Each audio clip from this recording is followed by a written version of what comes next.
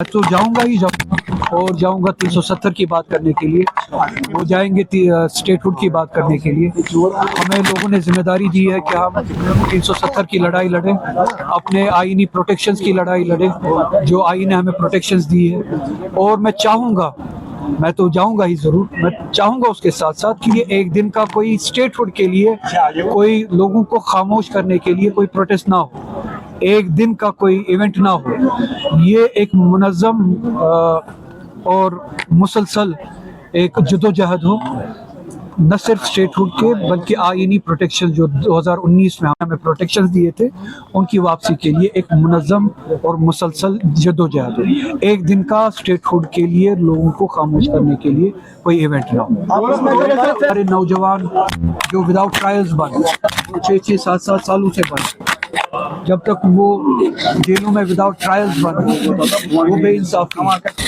जब उनके साथ इंसाफ होगा, में जो अमन होगा उसे अमन कहा जा सकता है और वो अमन होगा। जो ज़मीन के हुकूक से महरूम किया जाता है, रोज़गार के हुकूक से महरूम किया जाता है, यहाँ के लोगों को, पुलवामा में ही आपने मिसाल देखी होगी कि शाली की फसल लगाने जब यहाँ के लोग निकले, उनको उनके ज़मीन से महरूम रखने की कोशिश की गई। इसी तरह की बहुत सारी मिसालें हैं। तो ये नाइंसाफ़ी है। इसी तरह से रोज़गार के मौक़े जो जम्मू कश्मीर के लोगों के लिए मखसूस थे, वो रोज़गार के मौक़े अब उनके लिए मखसूस नहीं है। रिजर्वेशन का मसला जब तक हल नहीं होगा, ये नाइंसाफ़ी है और नाइंसाफ़ी के बुनियाद में खामोशी होती है, अमन नहीं होता। ये सब नाइंसाफ़ियाँ जब ख़त्म ना हो, इनके अवज़ में जब इंसाफ ना हो जम्मू कश्मीर के लोगों के साथ, तब तक परमानेंट अमन मुमकिन नहीं है। कोई भी अमन अगर परमानेंट हो चाहते हैं तो उस अमन के लिए शर्त यह है कि वो अमन जस्टिस पे कायम किया गया हो, अमन पे इंसाफ पे कायम किया गया हो,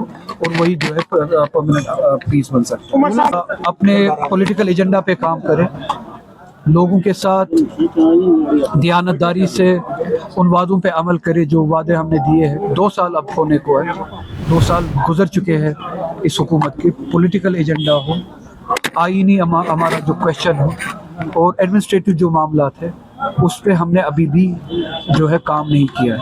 अगर उस पे काम करके लोग राज़ी हो जाते तो आइस ब्रेक खुद ब खुद हो जाए।